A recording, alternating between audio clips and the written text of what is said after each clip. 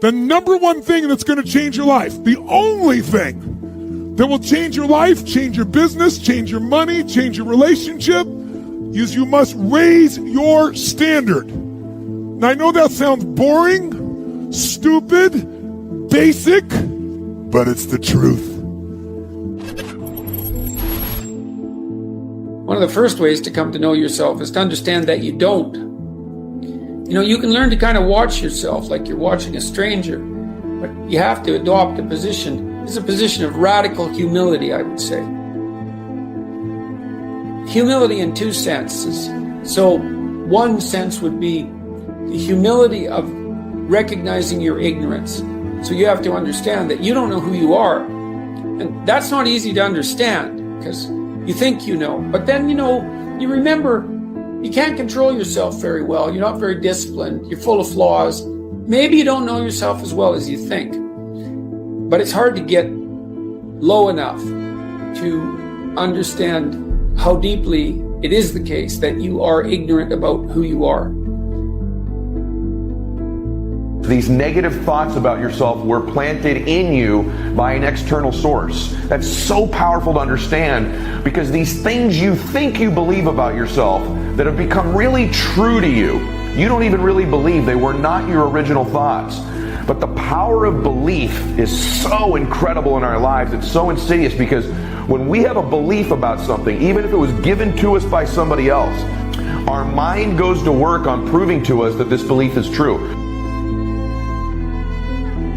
So if somebody told you you weren't enough, or you weren't smart enough, or pretty enough, or fast enough, or strong enough, or you don't come from the right place, or you're not in the right culture, the right race, the right religion, the right height, the right IQ as a young person, or you were put down, and these beliefs were given to you, what happens is your mind tries to prove beliefs true, so it finds references. So once you think it, your mind finds an example of your life where you weren't enough, another one where you weren't enough, you weren't smart enough, you weren't pretty enough, you weren't handsome enough, you weren't strong enough, and it finds these references and it builds like a leg and multiple legs on a table, and pretty soon you can't move it.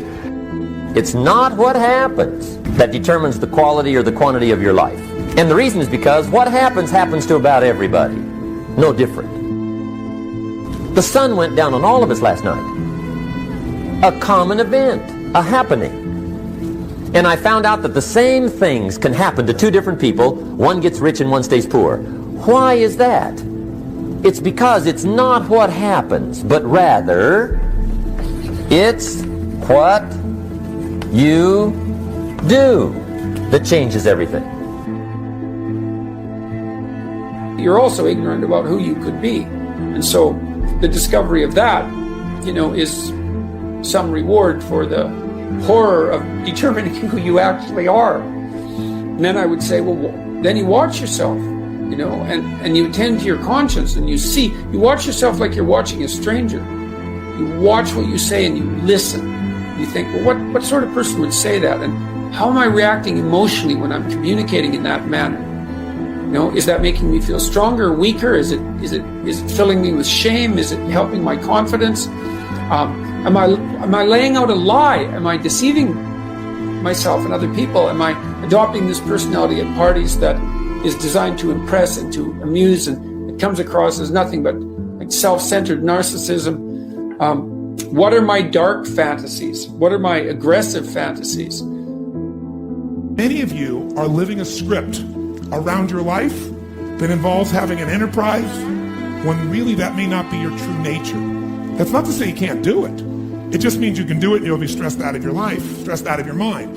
And so one of the things we want to find out is how much of that is natural as a problem, how much of that is maybe unnatural. Unnatural meaning you're having problems right now that you shouldn't be having at this stage of development. The most important element is for you to be able to do this, to be able to establish, most importantly, where you really are in your life today. Where are you? And where do you really want to go? What's going to create this extraordinary life? Because some of you right now, if you continue the direction you're going, are going to be successful and unfulfilled, unhappy, and stressed. Because once we get, into a dream, then that dream starts to take on a life of its own. It gives us juice, it gives us energy. But how many of you ever got the dream, achieved your goal, and then thought, is this all there is? A lot of us are going through a hard time in life. Some people have been bullied. Some people are just stressed out. Some people are insecure. Some people are fat and overweight. And the world puts a lot of this in your mind. It's not just you. Yeah, you help it. And my whole thing is about, I had to develop a mindset that was indestructible. I had to armor plate my mind. And it's about what you're saying to yourself, but it also comes with work. So whenever I was getting beat down, physically, mentally, spiritually, whatever I was going through, just saying, I would put, you can't hurt me. Can't hurt me just became a message, I would say to myself. And that's just kind of where it comes from. Take full responsibility for what happens to you.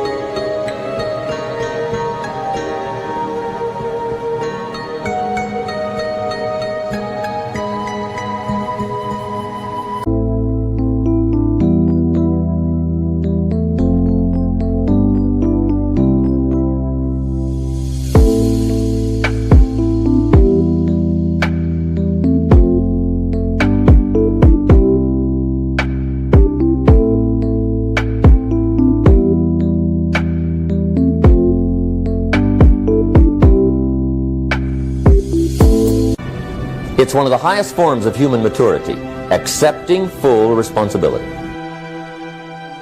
It's the day you know you've passed from childhood to adulthood, the day you accept full responsibility. Disappointments are not special gifts reserved for the poor. Everybody has them. The difference is what you do about them. It's not the weather. I used to blame the weather, and I discovered it rains on the rich. So see, that won't help. Two men wake up one morning, there's a rainstorm on. One of them looks out his window, sees the rainstorm, and he says, "Wow, what a storm. With weather like this, they can't expect you to go out and make sales." He stays home. Same morning, the other guy looks out his window, sees the same storm, says, "Wow, what a storm."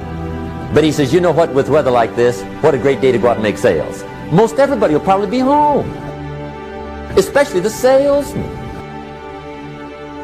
See, that's the difference in how your life works out. It's not what happens, it's what you do. Starting tomorrow, what are you going to do that'll make a change in your life's direction? What are you going to do starting tomorrow that'll make a difference? Now see, if you don't do something starting tomorrow that'll make a difference, guess what? It's gonna be the same. And see, that way you can guess what the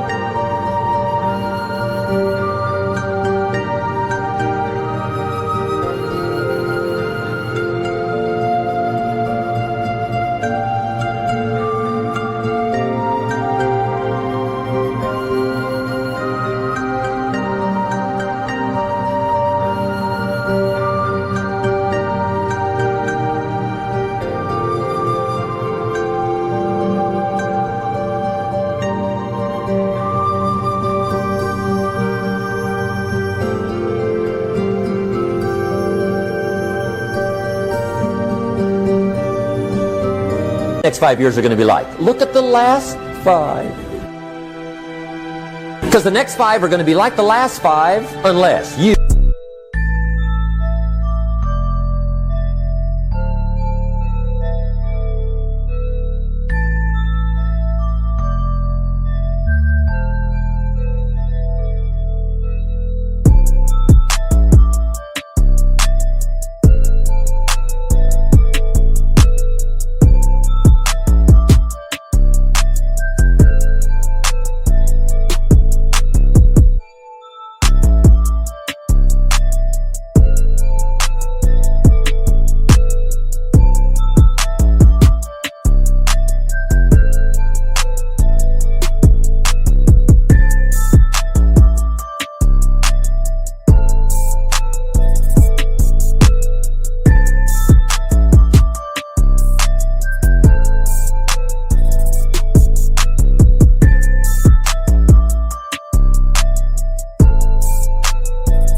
Major key tomorrow, change it all.